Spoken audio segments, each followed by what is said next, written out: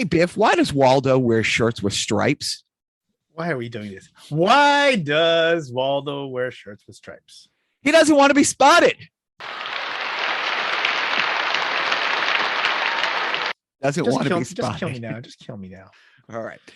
Let's get it. Let's get in the October Halloween season feel here. Hey, Biff, why don't jack-o'-lanterns trust pumpkins? I didn't know that was going to lead to another joke. Why don't jack-o'-lanterns trust pumpkins? They're seedy.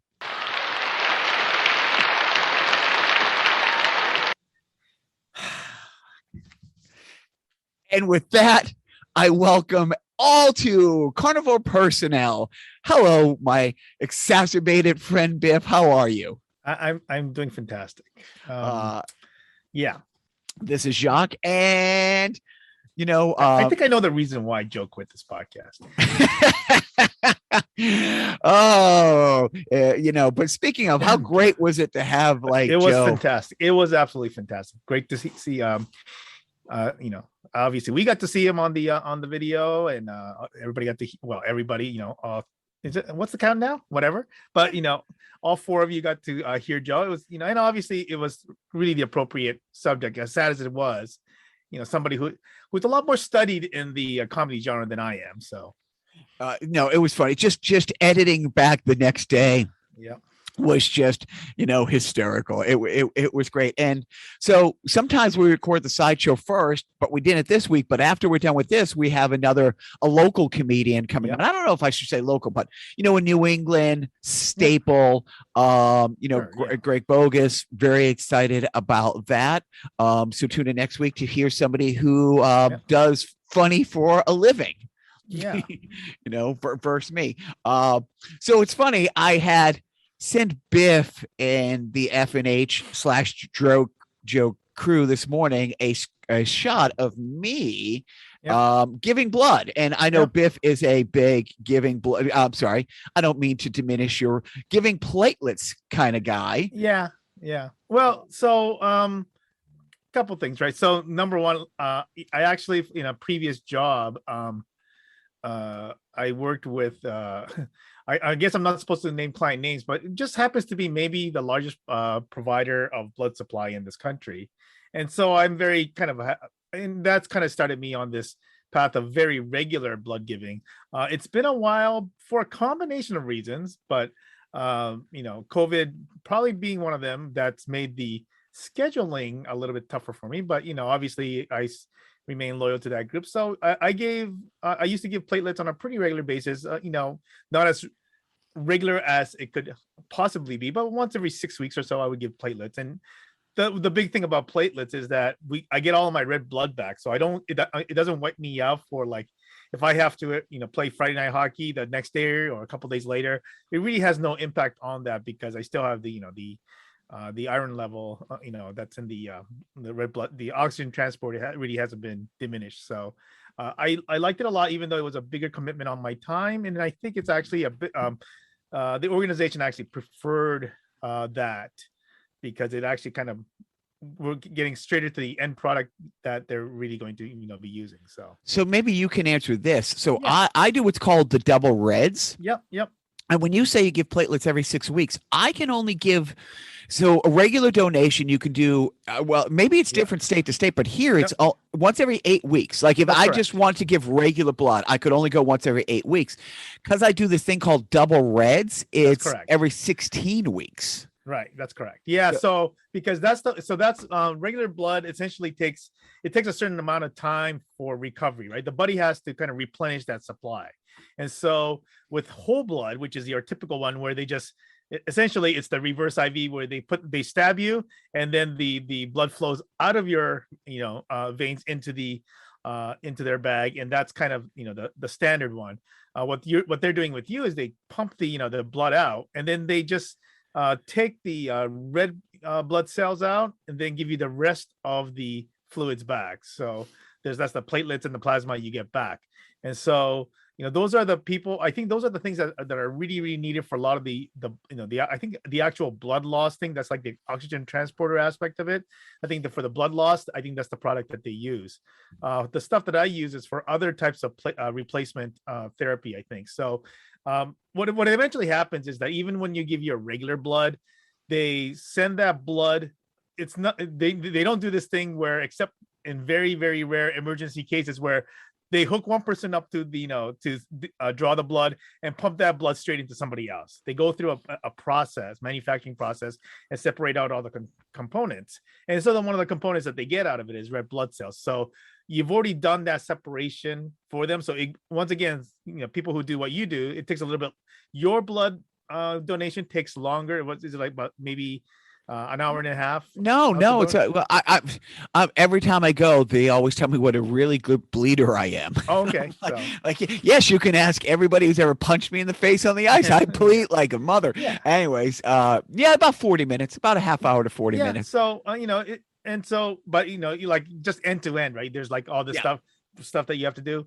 Whereas, regular blood is about, unless there's a line or something like that, it's kind of like 30 minutes in and out the door. Like usually like you're on, depending on how well you bleed once again. But so yeah, but I think for me that I've done that before, and it wipes me out because, that's the oxygen transport aspect of the blood, right? So, but either way, what you're doing is also helpful for whomever you're donating to, because essentially you've kind of skipped one of the the steps where they've already separated the product out. So it's interesting because and basically in typical FNH buddy fashion, like I posted saying, look, I'm a better person than all you guys, and then we spend the next half hour going round and round shitting on each other, as we should.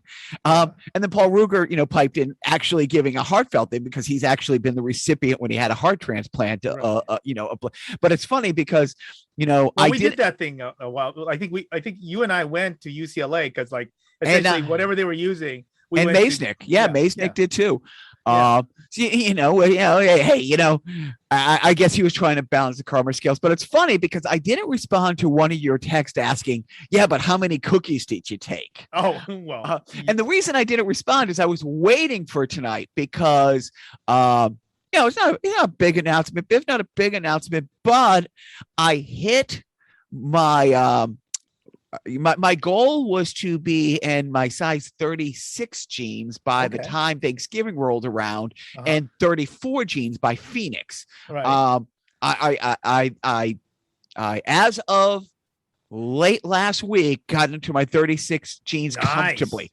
Nice. Yeah, you've been looking good on your photos. So yeah, absolutely. When I started the program, I was wearing 44. And when I got back when I left for Qatar and 2014, I was down to my 34s, after, and, about a year coming back in like late 2017, I did the American thing. I did the patriotic thing. I, ballooned up 80 pounds and let's not say that. You were essentially contributing to the economy by, doing the American thing of supporting capitalism and, supporting the economy and buying food and all that stuff. And if you bought the food, you're gonna have to eat it. It's you can't let that thing go to waste. So, dude, it is still. I'm on week 15 of this program, and I will say there are some things that I've had no problem letting go of, but there are those moments where, I just gave blood. I can go sit over there and have some cookies, but instead I grabbed a water and a banana, and I'm like. The awful names I call it myself inside my head that I won't repeat on this because it's 2021 and and I'm trying to be more even politically correct in this realm. But so I didn't respond, but I stand by the original that I'm better than everybody. Speaking of pumpkins, we next weekend are having a pumpkin carving party here.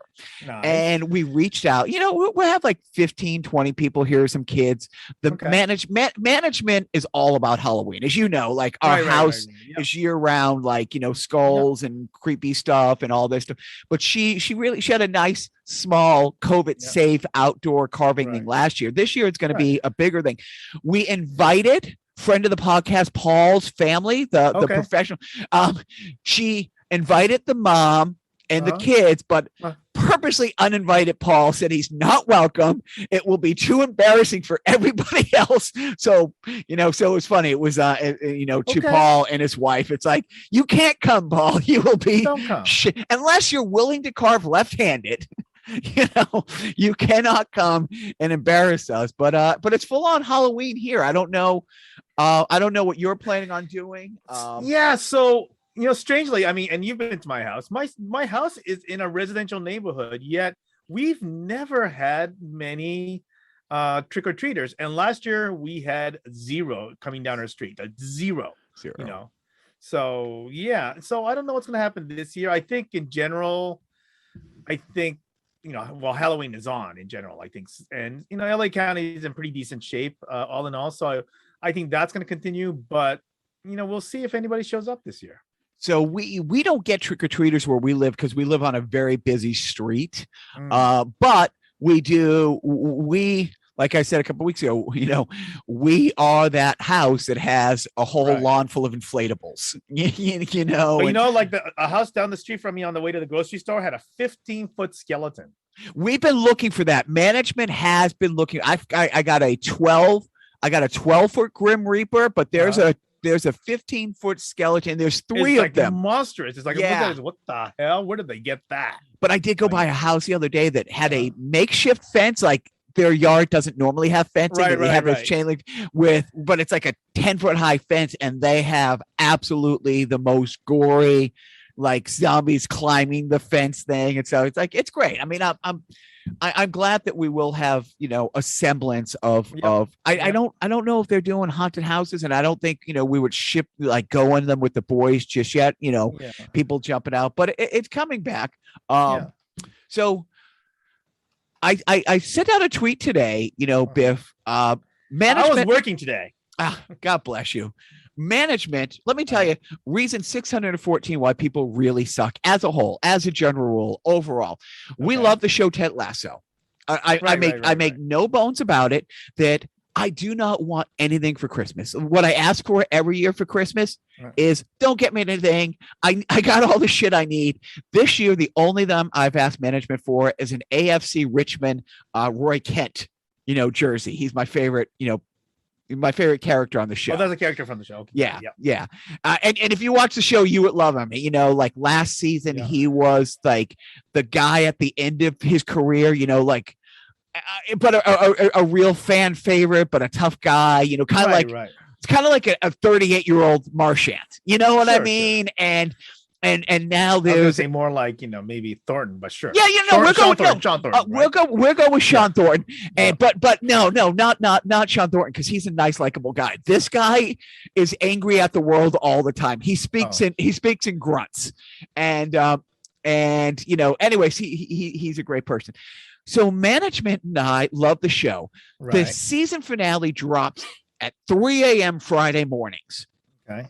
And just a couple weeks ago, I on all places, I see a spoiler on LinkedIn. Right. I was going to look up, I knew a contact at the Miami Dolphins. I deal with, just moved on. And I kind of wanted to go and see who filled that role and see if I knew the person from Europe.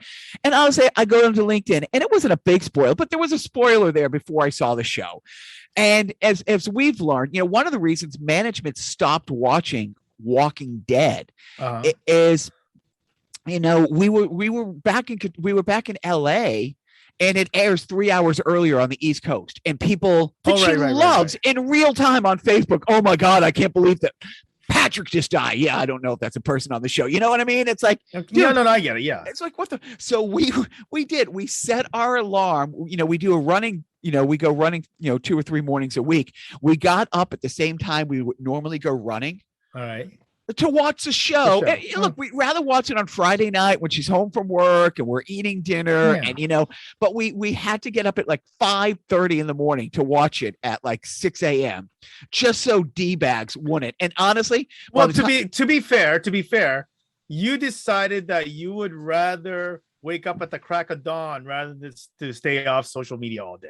Well, it's not even stay off social media. It's like, she uses, I have to, shocking. I've sworn off. I'm the only person who's never jumped on Facebook, but I might for a work reason have to create a Facebook account. But it's like one of those things you can't do anything. You can't even, yes. So, and in the past I've stayed off Twitter, but that's how she communicates with friends, Facebook and Twitter. So it was more for her, than me. But sure enough, by the time, we watch the show over at 7, that's what time we got to get the boys out of bed and, get ready to get them on the bus at 7:40. By 8 o'clock, honestly, every other tweet was and it's like, oh, I don't want to give anything away, but here's a screen grab that gives something away. You know what I mean? And I'm like, you fucking people. I didn't notice that today because you know what? I was working. Yeah, I know. Yes. Well, you're a grown up and, you're a better person than me, except for today. It's not that I'm a grown up or a better person. I was working. I had stuff to do. But I did. It's like, I had stuff to do after this podcast too. So there you go.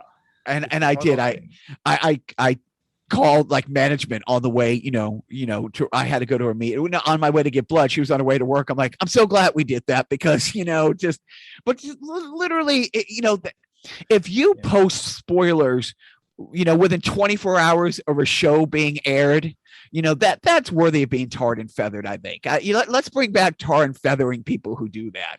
But that's not shockingly, you are the hyperbole guy. This is like an overreaction to a minor issue. No, it's not a minor issue. If you love a show, and find out anything, I'm sorry, in a platform it's disrespectful. People are, putting out things that are actually literally threatening people's lives because there's vaccine misinformation, and you're telling me this is worthy of tar and feather. I think this is my breaking point. Reaction. This is my breaking point. So you and I have talked. The Billionaires Boys Club that is, racing to space.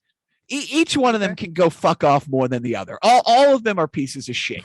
These billionaires are racing to corner the multi-millionaire market of leisure space travel. Right. It's like I saw this thing like last week I was reading, Elon Musk wants, to get credit for making some $50 million donation. I'm not going to say, hey, $50 million to charity isn't a good thing. But if he was paying like the 2002 tax rate, it'd be like $7 billion he would have paid. So it's like, and it's like, but I will say, I gotta give a nod of the cap in the PR department to Jeff Bas-hole this week, who decided, you know what, I'm going to make room on our next flight for Captain James T. Kirk. Now, I haven't seen if they're going to make him wear a Starfleet outfit or not. But I think if I was Bas-hole, I'd be like, dude, you gotta, I'm going to take you up into space, but you can wear the Atmo uniform from the later Star Treks, or you can go old school and wear, the golden, Captain Kirk iconic jersey. But either way, you're not getting on my penis spaceship, shaped spaceship, unless you're dressed as Kirk. So that, but I think as far as the PR thing goes, dude, that's awesome. Awesome. I mean, I think the thing is though, so I think for me, SpaceX is a little bit different because they're actually doing like real commercial stuff, like launching, satellites into space. They're doing some stuff that, where the federal government used to do a lot of these launches, and he's taking over that. So there's a little bit more that he's doing now. People will argue, especially the astronomers will argue, that these people are causing such a space, kind of the orbital clutter that it's really impacting observational astronomy, among other things. But sure, at least I think compared to the other two guys that are just doing, as you say, right, it's this wanker race. I think there is a little bit of a difference between SpaceX and everybody else. Not that I like any of those guys, but No, yeah. I mean, well, it's one of those again, like Elon Musk, like, oh, well, yeah, he should be paying a higher tax rate, but at least he gave $50 million. Anyways, I've been dying to talk about, I guess it's the first episode of a new series, sports documentary series. It's Netflix version of 30 for 30. Okay. And I think we might have talked about crimes and penalties. I don't remember. Dude, I forget the name of the show, but the episode is Crimes and Penalties. You can look it up. Okay. Dude, in 2004, it's one of those things. If I go into one of my pitch meetings and pitch what I'm about to tell you, I'm going to get laughed out of the room. I'm just going to get laughed out of the room. Okay. Now, this isn't the trash. Is it the Trashers? It is. It is 100% the Trashers. It is the Sopranos. Right, Slapshot. Yeah.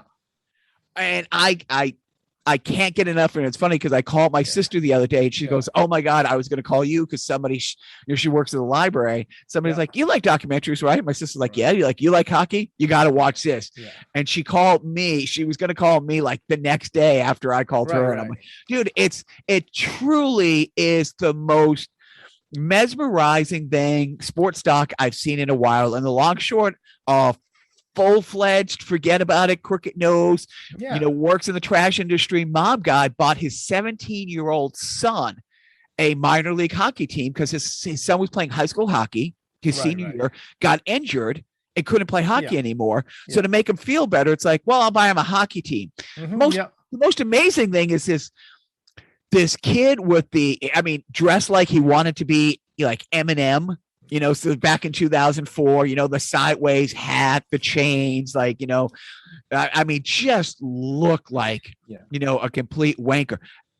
Actually put together a real team. And it was like, well, yeah. So I guess they wanted to win. They wanted to win and they wanted to kind of draw a lot of attention, right? So I don't know. I haven't watched the whole thing, but what I did hear about is that I actually listened to a podcast, where Mike Rupp, and I don't know if you noticed, Mike Rupp was in, right? Big part of the story. Right. So, and so he talked about his appearance in that documentary on a podcast, in the Missing Curfews podcast, and so it's that he told a lot of these funny stories about how essentially, they asked the agent, or they asked him, what will it take, for us to get you to sign for our team.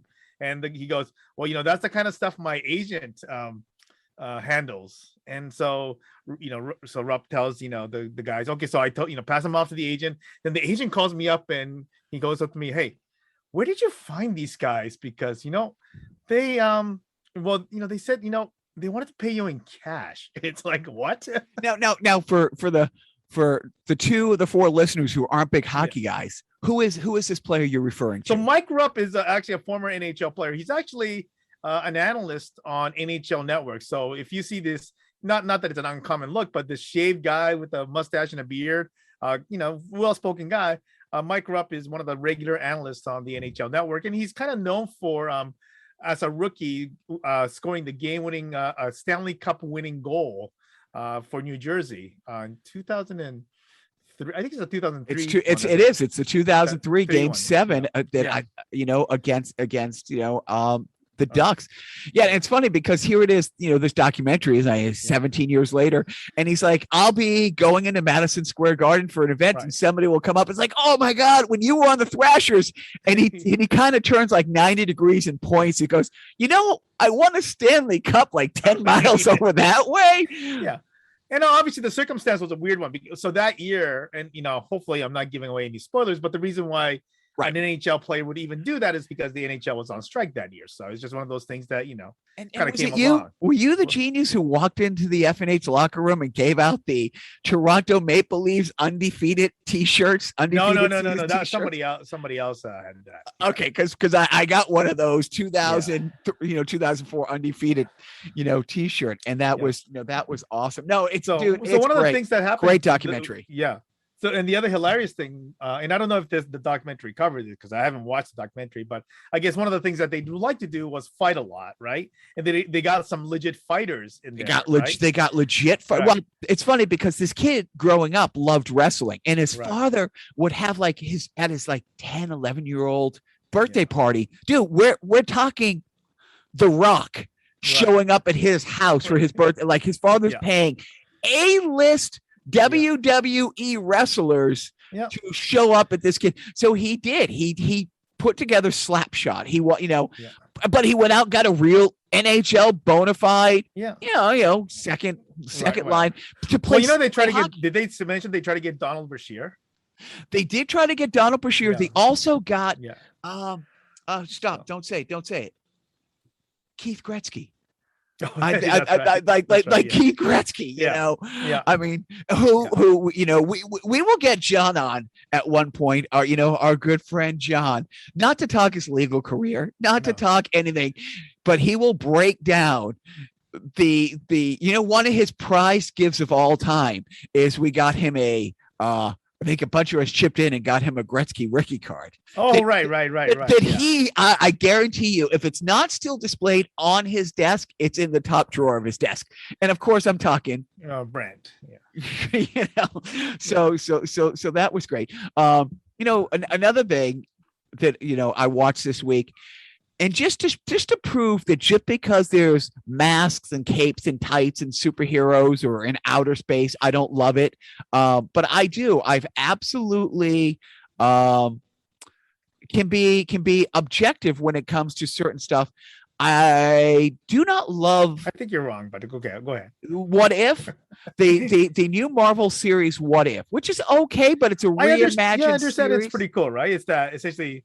Basically, they say, they change. It's kind of like one of those, change an event and the butterfly effect kind of a thing. Is that basically the idea, right? Right. What happened if instead of Peter Quill getting picked up in the middle of nowhere, middle America, like the Ravagers actually picked up T'Challa from from Wakanda, and how that would change the galaxy. It's almost exactly like. What if the Boston Bruins never traded away Ken Dryden? Right, exactly. No, that conversation we had earlier. Then that domino effect would have been crazy. It would have been crazy. Exactly right. No, you are 100%. Or what if once in the last, I don't know, nearly 60 years, the Maple Leafs didn't shoot themselves in the foot at the worst possible time. That's a more general. That's not an event. See, you have to pick an event like one event. What if Reimer made one more save in the third period, so that game didn't go to overtime in Game 7? And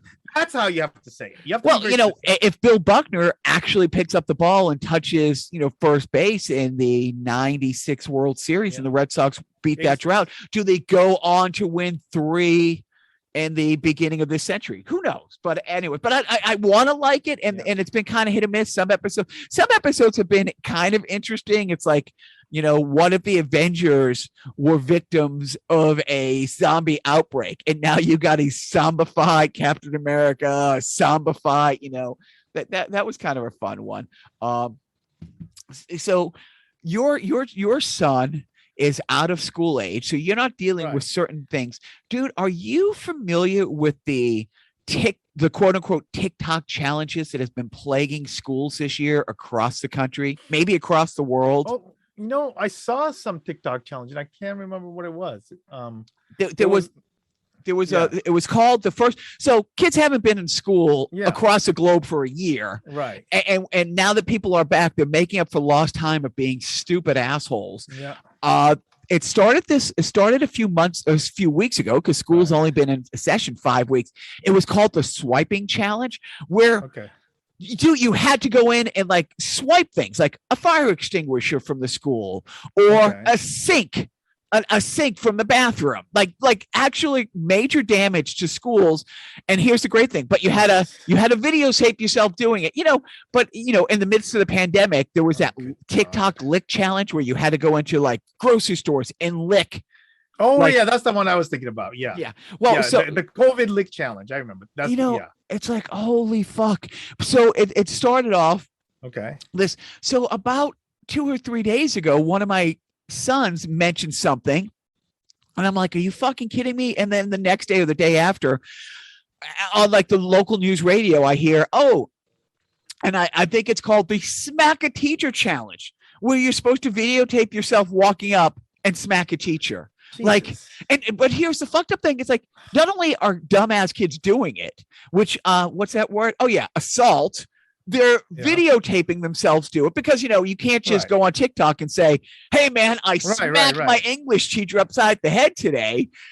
Dude, I will actually post it on Twitter about 10 minutes before I got on the podcast. Yeah, we got a letter from the school saying they're aware of these challenges and the digital age and the social media thing, but they're taking these challenges very seriously and suggest having talk with your kids. Here's my talk with my kid. Hey, dumbass, don't ever do something like this. The conversation's over. And if you are dumb enough to do something like that, please be smart enough not to be dumb enough to record yourself doing it and putting it online. But that's the world we live in, Biff. That's the world we live in. I try to not be, not to give too much credence to a lot of these, conspiracy theorists. But the fact that TikTok is owned by by a Chinese company, and that this thing is causing all this kind of, it's like, I start to think, maybe they're not completely wrong about this one. Right. No, it's that is ridiculous. Because I also remember there was. And this I don't think this was on TikTok, but they had that cinnamon challenge for a while. And obviously we had the Tide Pods and everything else. Like, why?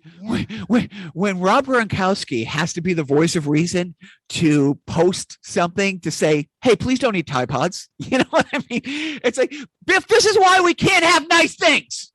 It's actually why those things are a big pain to open. Right? Yeah. If Pop-Tarts come with cooking instructions and Tide Pod doesn't, there's a reason for it. There's a fucking reason for it. So I've had quite the interesting last 2 weeks in the almost working, almost not working. And the last 2 weeks, like I've talked about my attempts to buy a single A baseball team. Oh, right. Yeah. I got approached by this league to help buy a team in trouble, and then they were going to be for sale, and then they're not going to be for sale. And now the owner of this team has flaked on the last two owners meeting, but ghosted on us. But hey, help us get this expansion team in Maine. And there was this big golf outing today that I've never golfed. I'm never going to golf, but I had to drive to it for the first hour to say hi to people. But the guy we've been dealing with for like the last month and a half of Maine, texted us last night. Oh, I'm not going to be able to make it. It's like, dude, we paid to enter this, paid for you to be part of a foursome to enter this so we could actually talk to these other people. And now the night before you're not coming. So it's like, but you were surprised when you heard this. The place that I told you, like the mill number 5, I've been talking to the guy for months. He's like, yeah, we're opening up. We were doing well before the pandemic, but we really need to up our entertainment and outreach game. And a few people have pointed us in your direction because of what you do with the NFL and NASCAR and the blah, blah, blah. And every time we sit down to have a meeting, it's like, oh, this is great. And then a week later, it's like, yeah, but I'm not sure. Can you explain? Can you give me the same exact information again, but just put it in a different order? And maybe I'll wrap my head around it this time. You know what I mean? It's like, okay. And then I get an email from, the USO who, essentially I had a meeting the other day saying, hey, Jacques, all the stuff you've done for us in AFU the last couple of years, we want to hire somebody to do exactly what you're doing for us already. And anyone? Right. We'd love to talk to you more about what we're trying to do. And at the end of the call, it's like, do you think you can help us recruit somebody? I'm like, sure.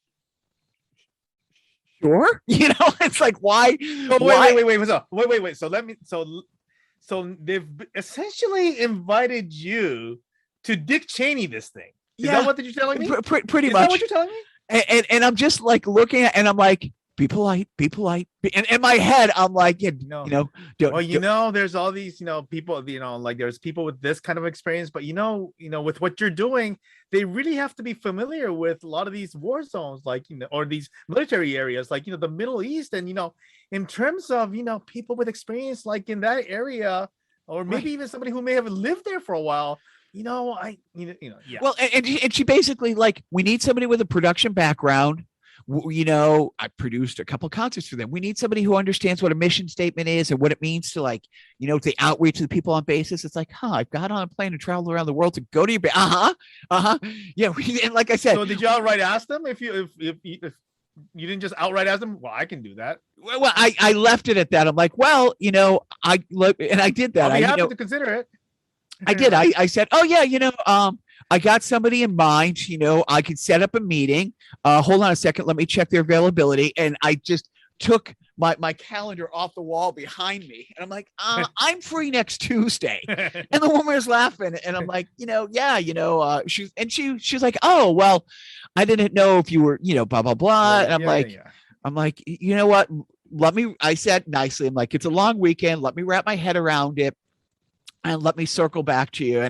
But it's one of those things. Well, like, they might have thought that they couldn't afford you, right? Because like part of it is that because they're expecting to pay you on a per project basis that they normally paid you out. But if you're going to be actually salaried, then it's probably a different story, right? On one hand, if I did two big projects, one in October for the USO and one in December for AFE last year. Right. And what I made on AFE, it's like, yeah, if I did 3 of those projects a year, I wouldn't have to do anything else. I kept right. But here's the thing. It's like, yeah, if I was going to produce 3 of them, I wouldn't want the full time. But on the other hand, I haven't done something since December because they keep every call I have. It's like, wow, this virtual stuff went huge, but we want to get back to going on tours and we want a lot of, but then they're like, oh, we can't do tours because what's that thing?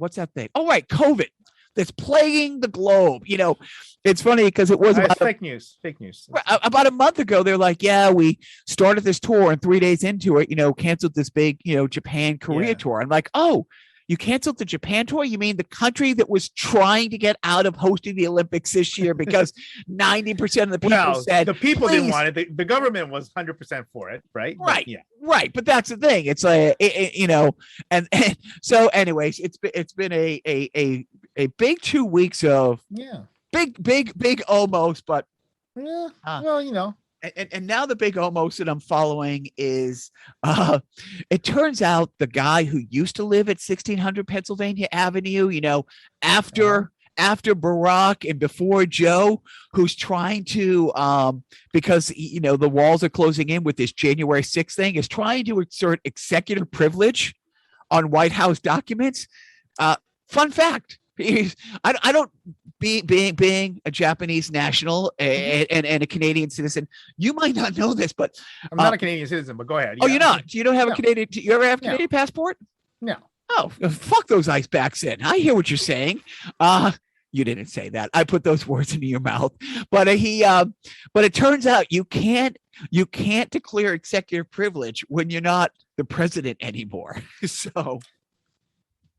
And Joe Biden just said, if you ain't cheating, you ain't trying. Right. Yeah. Hey, leave Bill Belichick out of this. We'll get to sports in a few minutes. But that's not what I was implying, but sure. but it is. It's funny that it's like, yeah, he released a statement. And of course, he has ex-president is out there saying, oh, ignore these subpoenas.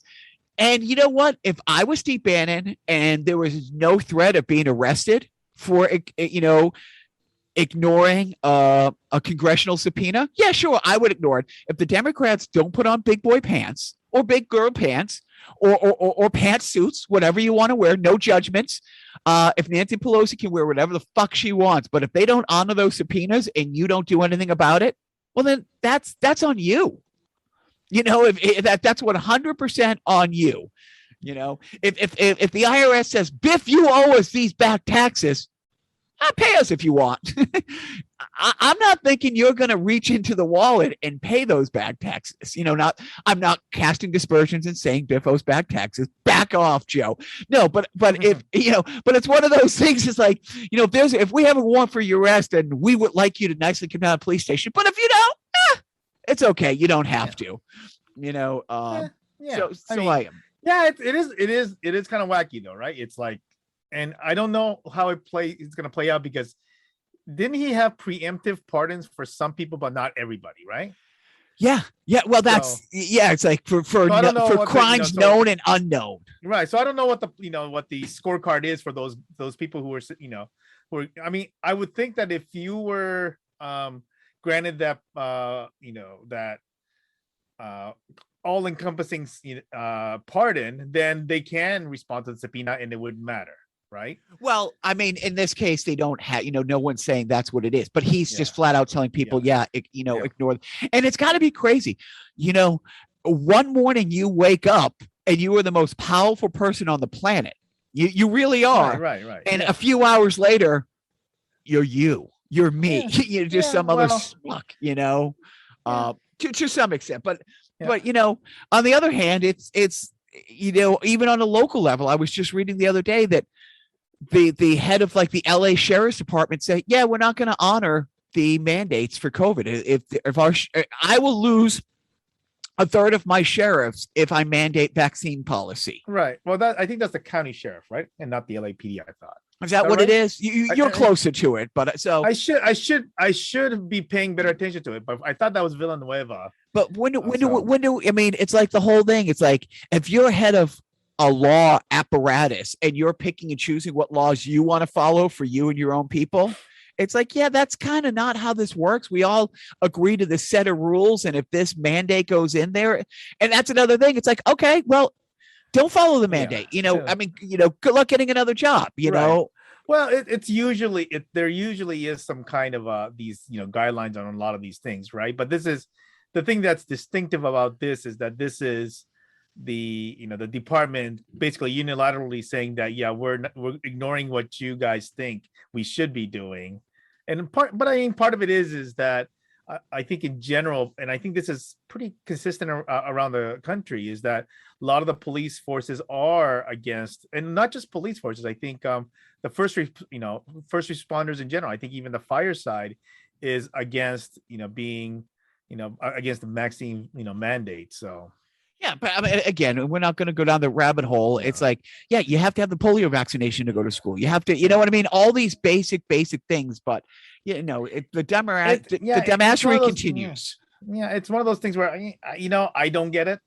But whatever. Who does take crime serious? The people in your homeland. That's correct. Why don't you break down this week's Week in Crime in Japan? So this week is a really, it is that heinous crime of drinking and driving, and this guy, and I don't know if you watched the reenactment. Which one? Because there was the animated overhead shot, right. which was one form of like 2D animation, and then there was the 3D like animation, the moving silhouettes with the voiceover. Right. So before you talk about this crime, I do want to say the alleged perpetrator. Dude, that guy had fantastic hair. He did. That guy had fantastic, and to be honest, I was like, oh, you usually don't see that kind of hairstyle, he fantastic hair. Okay, I yield the floor. No, so the auto part was kind of boring. Essentially, the dude, he was, it was a DUI incident where he essentially went over the guardrails and ran into a convenience store with another 19-year-old woman, in the passenger seat, and she got injured, blah, blah, blah. That wasn't the interesting part.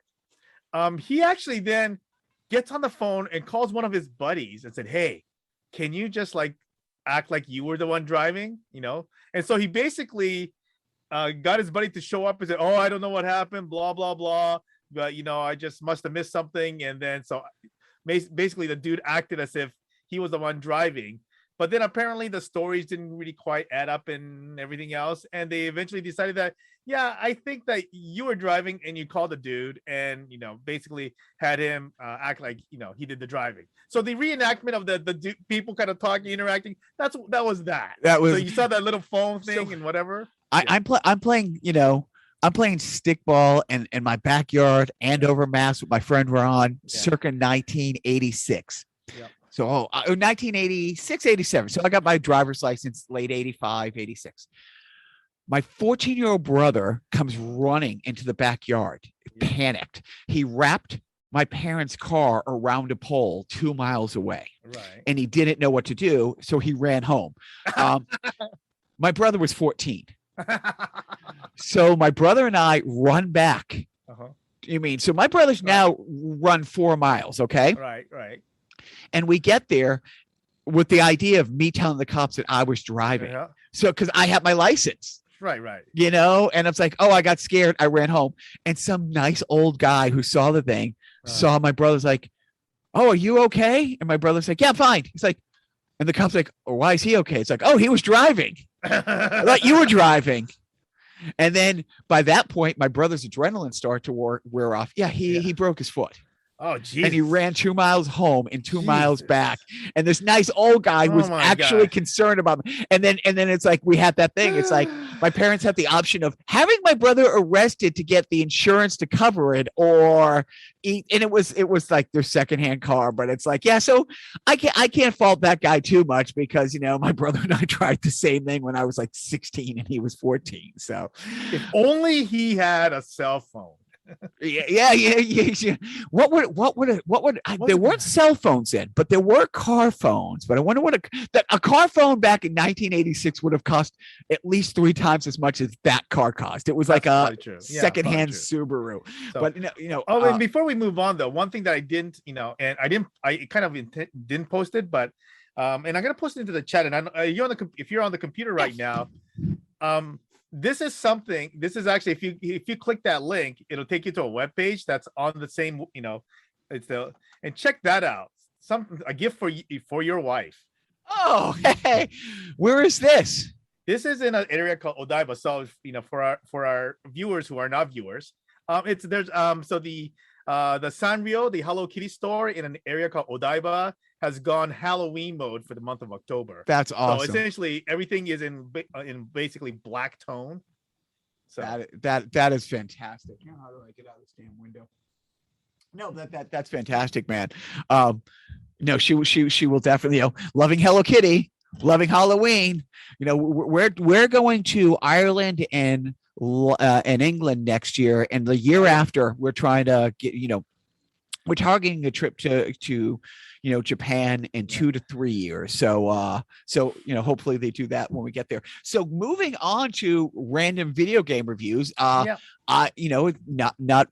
Well, it's funny because one of the proposals that I sent to that Mill Number 5 place, to do a retro video game night. And it's funny because maybe I'll post like the proposal that I sent the guy, because you will get a kick out of this.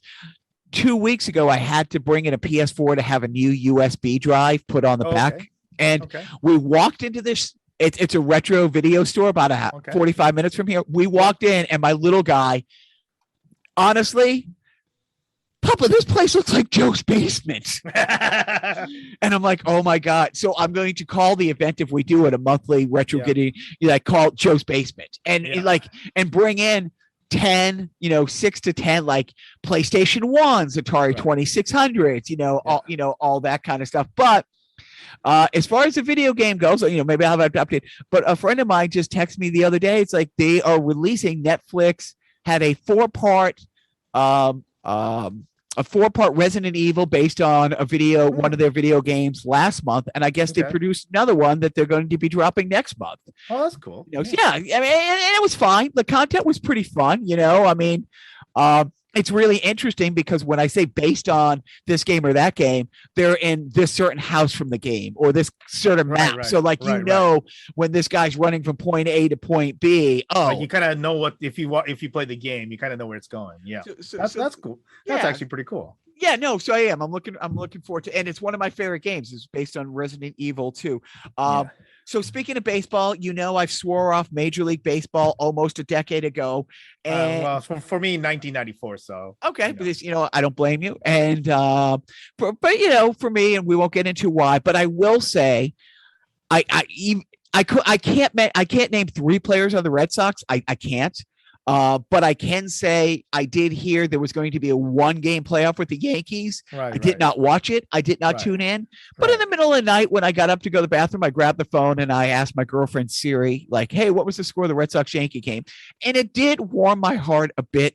Not so much hearing that the Red Sox won, but the Yankees lost. But the Yankees lost. Look, I don't love the Red Sox anymore or baseball. But I still fucking hate the Yankees. Well, and I don't know the details of it, but I was hearing that on the last day of the season, there was a potential, chaos scenario apparently, and I don't know the four-way details of tie. it, Yeah, there could have been a four-way tie for tie, right? one playoff spot, which they Yeah. would have then had to do. I think they would have done like a round robin wild card game to see who plays in the wild card game. So that would have been awesome, but it didn't happen. It would have been awesome, but it worked out to come down to a one-game series, and of course, I hear one-game series at Fenway between the Yankees and Red Sox. It's like, that I flash back instantly to 10-year-old me watching that at my uncle's house and Bucky fucking Dent. Yeah, well, with a blue fly. Speaking of, if you ain't cheating, you ain't trying. Thank you. Yeah. And so now what do I see here about Carey Price? Carey Price, yeah. So, do you know what the Players Assistance Program is? I don't, but I can guess. Yeah. So what they've done is that there used to be a program that they call, I can't remember what it was called. It's called like the substance whatever recovery program or something like that. They never announced this, but over the course of the offseason, they renamed that program to this thing called the Players Assistance Program. And the idea is that this Players Assistance Program covers a player's needs, and that is essentially non-injury related. So we're talking about, it could be substance related or it could be mental health related, and you don't know, right? And so the idea is that Carey Price, whatever is going on with him, says that I need help and I'm gonna take advantage of this program. And so he's basically, it's kind of a leave from the team, right? Interesting. So one thing that I was kind of impressed about is that, wow, like NHL kind of got this right, which is shocking because NHL, listen, I love the sport, but NHL, the league, as far as how it's run, has been garbage. But they go out of their way to do the wrong thing all the time. Yeah, but I think this time around, I think they got it right. And so now, and what it does is that,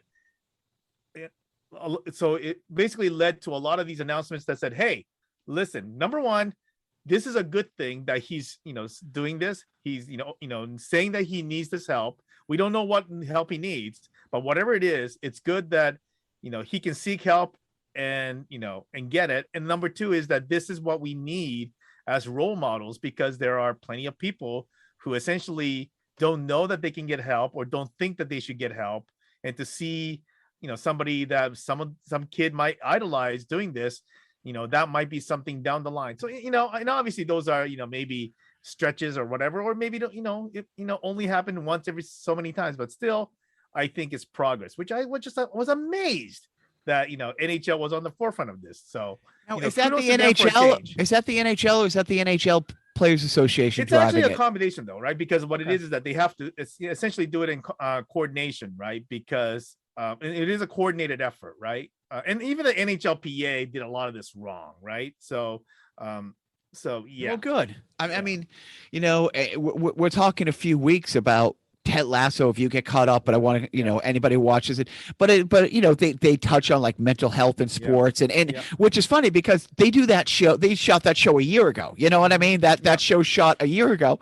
And then what happened this summer at the Summer Olympics and stuff. So it's kind of funny how that show was a bit ahead of the curve on the, look, when we watch TV shows with the boys, sometimes we stop and talk about things. Yeah. And there was a mental health thing, a little while ago, and our little guy was there, and his mom and I stopped it, and we're like, everybody talks about being healthy from the neck down, and it's just getting to the point where people are really opening up about the neck up. And we told them a story, that hit our family where, my mom was upset that, that word got out that somebody in the family was having a mental health struggle, and I remember my sister saying, "Mom, if it was cancer, you'd be, oh, look how brave they're fighting this, but you're trying to hide it because it's a mental health thing, and that's why mental health is so out of control and it's hard to find." So no, that's everywhere. That's everywhere. It is everywhere, but so we're like, dude. And the person anyway. So I'm glad. Now do you throw that as in the mental health category when an NFL coach and a Division I, legendary coach has a situation in a bar making really bad decisions? I just think, well, we're obviously talking about Urban Meyer, and I just wanted to point out that it was hilarious that every news story that I saw characterized this as a woman who is not his wife is doing, and they describe what she was doing, basically kind of grinding in front of him. And, he looks, Urban looks, drunk out of his mind. But yeah, I mean, if your team is like winless and, and they literally suck and you're doing this stuff, yeah. And, obviously there was other details that came out that was worse because, well, he didn't fly home with the team because he was going to have, dinner with his family, but it turns out that his wife stayed home and with his baby. And it's like, yeah, whatever. Yeah, no, dude, just like players, it's a big step up from college Division I and the pros, and it's just a little. So I'm the guy, for all intents and purposes, everything I know about him over the years, I've never met him. I've not financially been affected by him. I'm not a big whatever, but yeah, I don't hear a lot of good things about Urban Meyer.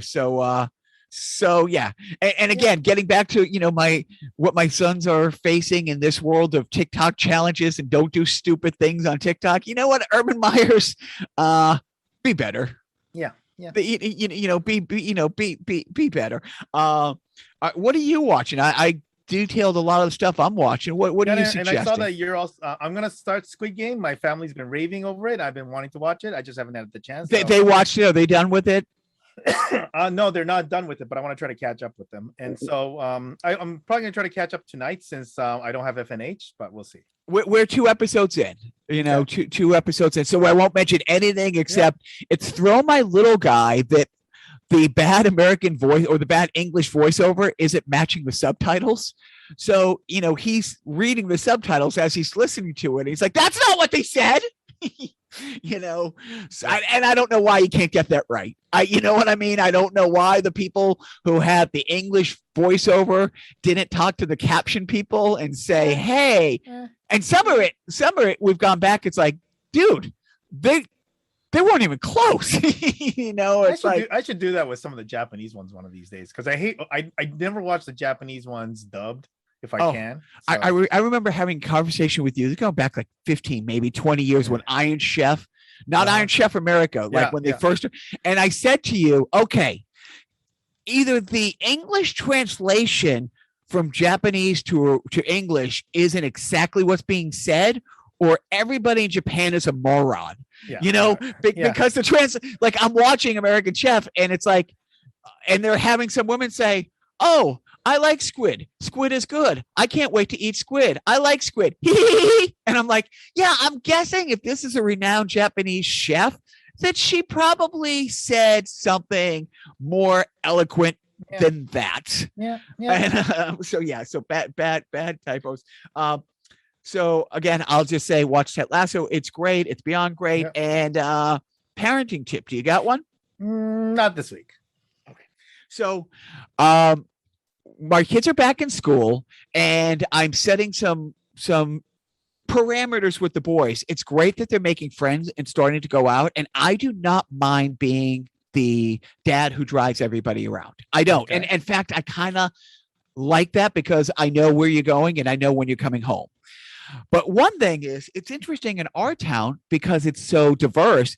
A lot of the boys' friends are first generation and parents don't speak the language. Mm-hmm. And it's been a little bit trying because, both the boys are going to a roller skating place the other day and both need me to pick up a buddy. And I'm like, okay, well, make sure everybody knows 2 things. A, everybody's wearing masks in the car. You know what I mean? That we're still doing that. And secondly, no one's getting in my car until I talk to their parents, because I'm glad you're making friends and making plans to go out. You're 11, you little fucker. And 11-year-olds don't get to dictate, picking up their friend. But we were 0 for 2 the other day because one of my son's friends the mom spoke Spanish, so his older sister had to come down with mom, right, and translate that, and then the other one spoke Portuguese, and I kind of, with the other one who's 11, who's translating for his mom, I'm like, okay, well, Tristan, it closes at 9, but I'm picking Tristan up at 8:30. Do you have to be home before 8:30? He asked his mom, and she goes, oh, whenever. And I'm like, did she really say whenever on a school night to 11-year-old? And you think you could have called Joe up to do this for you? It's funny because Joe is in the category with my wife where my wife can watch Korean television and get 60 to 70% of it. But there will be that tape delay where she has to think about it, because the same thing, like Joe's father passed away 20 years ago. Right. And he goes, Portuguese. He didn't speak Portuguese in the house per se. Portuguese was spoken in the house as a way to talk without him knowing what they were saying. Oh, yeah, that's good. Versus, we're going to speak Portuguese. But so so his dad primary language was Portuguese. But I called him because I told my little guy, who's his two best friends, both sets of his parents are from Brazil. Right. And he's like, I want to learn Portuguese. I'm like, well, let's hope they teach it in junior high or high school, buddy. But I did, so there was a language barrier, but I'm like, language barrier be damned. Like, I'm going to get parental consent before kids get in my car. Obviously. And I'm not taking, because, you have that, the van with no, windows. So no windows. Like hey. Yeah. So. And like I tell the boys, strangers have the best candy, but I did. And then the same thing, it's like, okay, so the little guy, I'm like, okay, why can't I go all the way to the back of the van, Dad? that place is off limits. But you guys, if this van's around, but when we drop the kid off, I'm like, okay, Squish, you got to walk, because kid lives up on the 3rd floor. I'm like, you got to walk up with him and make sure he gets in the place, because he doesn't have a cell phone. I'm not leaving here until he waves from that window, you know what I mean, that he got in the apartment, all that. So, I'm having these back to school in person, making new friends challenges, but I'm really strict with the ground rules. Like everyone's wearing a mask in the car. Everyone's wearing a mask in my car. I can't patrol you guys when you get to the roller skating place, but I will be poking my head in when I come to pick you up. So make sure that you guys have your masks on. I'm not their parents. I can only make suggestions, but so that's been my busy week. And that's it, Biff. I'm very much looking forward to talking to the comedian Greg. Yeah. As always, it was great, chatting with you. And with that, I turn the mic over. Okay, so I gotta say, this one thing I didn't touch on was this is a great week for me. I went to my first concert since the pandemic. And it was a heavy metal show, and I had a great time.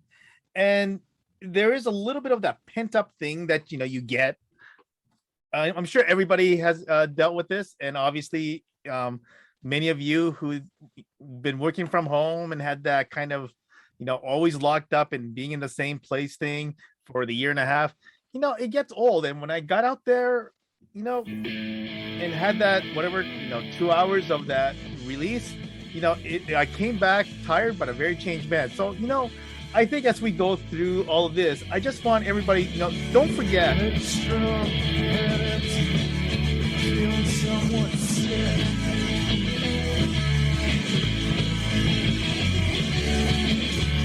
it slow, never one coming to the correct.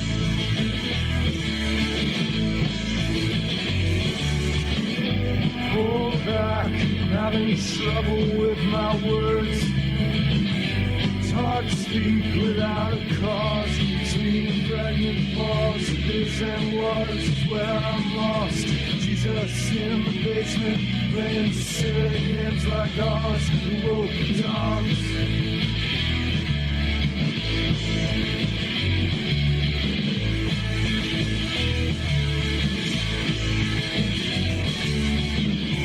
It's uncertainty. It's not enough mind.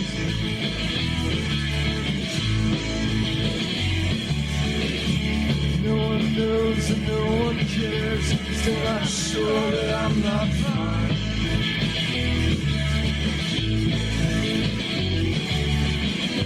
Take it slow. No one needs to be that real. Having trouble with my thoughts. Between the pregnant pause of this and was is where I'm lost. She's us in the basement, playing silly games like ours. Wolf dogs.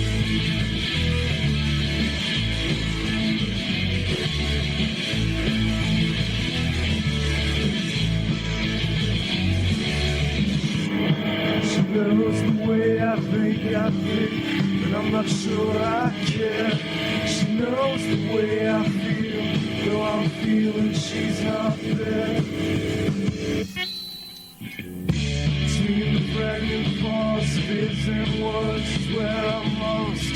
She's us in the basement, playing silly games like ours. I'm feeling something snapping, but I'm not sure what it is. I know that it's not real, but I think that it's the shit. And I watch the fake discomfort and all your sense of peace. Told him that it tucks me in, makes a tangle of the sheets.